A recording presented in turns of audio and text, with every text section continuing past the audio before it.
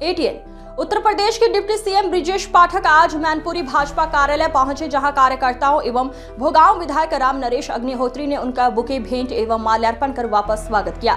Deputy CM ने भाजपा कार्यालय पर मौजूद कार्यकर्ताओं को SIR लेकर एक समीक्षा बैठक की और SIR को अतिशीघ्र पूर्ण करने में सहयोग प्रदान करने की अपील की। उन्होंने कहा कि प्रक्रिया देश में पहली बार नहीं हो रही है, आजादी के बाद कई बार हो चुकी है। इसके बाद में मीडिया से रूबरू हुए उन्होंने मीडिया से बात करते हुए SIR को लेकर विपक्षियों पर जमकर बरसे और कहा मन की शुद्धता के लिए SIR जरूरी है। उन्होंने कहा विपक्षी जो हो हल्ला मचा रहे हैं वो सिर्फ अपना मुंह छुपाने के लिए कर रहे हैं। ये प्रणाली पूर्ण होने पर आगामी चुनाव में दूध का दूध पानी का पानी हो जाएगा, क्योंकि अब की बार फर्जी मतदान किसी भी कीमत पर नहीं हो पाएगा। उन्होंने बिहार चुनाव को लेकर भी मीडिया से चर्चा की। उन्होंने SIR को लेकर क्या कुछ और कहा, आइए हम रूबरू करवाते हैं खबर के माध्यम से। देखिए ये रिपोर्ट। भाई फैमिली भाई शांत हो जाओ, शांत हो। SIR को लेकर समीक्षा बैठक के लिए आप पहुंचे हैं, क्या करें? ये 12 समाचार ले लो भैया,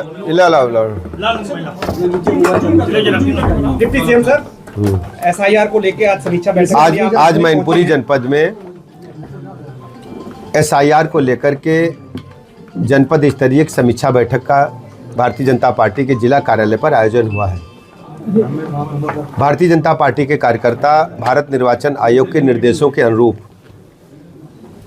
प्रदेश के सभी बूथों पर जाकर के गणना प्रपत्र फार्म भरवा करके जमा करने में BLOs की मदद कर रहे हैं। भारतीय जनता पार्टी का मानना है कि मन की शुद्धता के लिए योग और लोकतंत्र की शुचिता के लिए SIR बहुत जरूरी है। SIR कोई पहली बार नहीं हो रहा है, ये आज़ादी के बाद कई बार, संविधान लागू होने के बाद कई बार हो चुका है। लेकिन विपक्षी दल जो हो हल्ला मचा रहे हैं वो केवल अपना मुंह छिपाने के लिए, फेस सेविंग के लिए कह रहे हैं। बिहार में SIR लागू होने के बाद चुनाव हुआ और ऐसा जानकारी में मीडिया के माध्यम से हमें पता चला कि लगभग 65 लाख से अधिक मतदाताओं को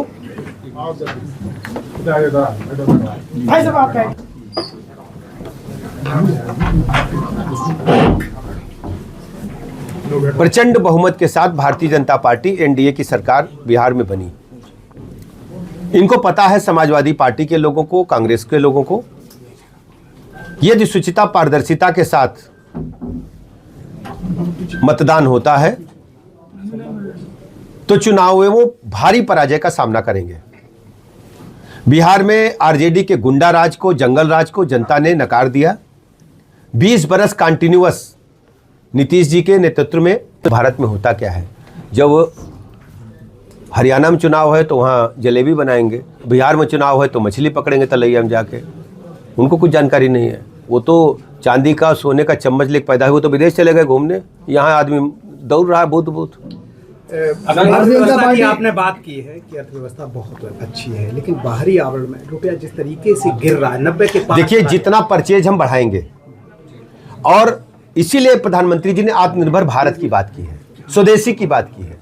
और हमारा ये मानना है कि भारत अपने पैरों जब खड़ा होगा तभी नियंत्रण में दुनिया की जो आर्थिक महाशक्तियां हैं वो हमसे दूर हो पाएंगे। लेकिन भारत तो आयात बहुत ज़्यादा कर रहा है, सोने का आयात अधिक हो रहा है। मैंने अभी बताया ना कि जब तक हम अपने पैरों पर नहीं खड़े हुए, आत्मनिर्भर भारत की यही आदरणीय प्रधानमंत्री नरेंद्र मोदी जी ने एक जनता के समक्ष एजेंडा रखा। वंदे मातरम की बात कर लें, बहुत ज्यादा विपक्ष विरोध कर रहा है, हंगामा चल रहा है। केवल तुष्टीकरण, मुस्लिम तुष्टीकरण, वंदे मातरम का गीत गा करके हमारे आज़ादी के दीवानों ने, स्वतंत्रता संग्राम सेनानियों ने फांसी के फंदे को चूमा। उस पर इनको इस प्रकार की बातें करने से हिचकना चाहिए, शर्मानी चाहिए। सर, प्रियंका वाड्रा समेत 100 विपक्षी सांसद ने न्यायाधीश पर महाभियोग प्रस्ताव लाया। कहाँ के न्यायाधीश हैं? तमिलनाडु के हैं। तो ये तो संसद तय करेगी, संसद तय करेगी। TMC सांसद कह रहे हैं सर SIR जो है वो टूल किट है वोट काटने की। देखिए, आपको बिहार में कोई शिकायत मिली? यूट्यूब पर भी एक शिकायत मिली, कोई बताओ भैया, एक कोई शिकायत है? आप बताओ ना, आपसे हम पूछ रहे हैं। कोई शिकायत मिली आपको यूट्यूब पे? आप तो जर्नलिस्ट हो, कोई शिकायत है आपके पास? बताओ ना। हमारे पास नहीं। तो भैया पूरी सोशल मीडिया में कोई शिकायत है? सिद्ध नहीं करता। सर ये कांग्रेस गोपाल हेलो। कह रहे हैं कि वंदे मातरम संसद में गाते हैं तो उनको बाहर निकाल दिया जाता है। समाजवादी पार्टी इसका विरोध कभी बयान नहीं देखिए, वंदे मातरम गीत आज़ादी के दीवानों का गीत है और हम सब वंदे मातरम गीत गा कर के ही भारत माता की यशोगाथा को दुनिया के सर्वोच्च शिखर पर ले जाने का काम कर रहे हैं। तरीके से चुनाव होना चाहिए। ये अभी लोकसभा की बहस में अखिलेश लाया कौन